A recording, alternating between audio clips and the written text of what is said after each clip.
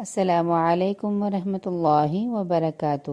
حب الہی کے حصول کے لیے کرنے کے کام، یعنی اللہ سے محبت۔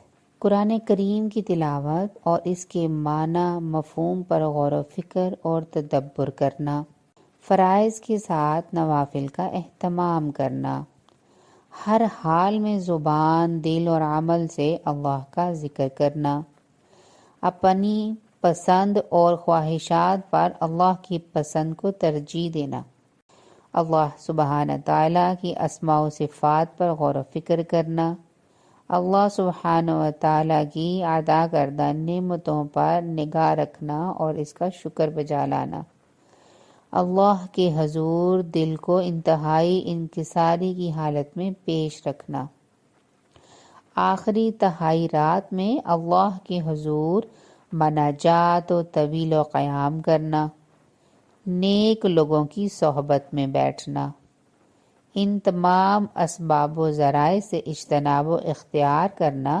جن کی وجہ سے انسان کے دل اور اس کے رب کے درمیان دوری پیدا ہو، اور خاص طور پر یہ دعا کرنا، اللہم انی اسألک حبک وحب من یحبک وعمل الذی یبلغنی حبک۔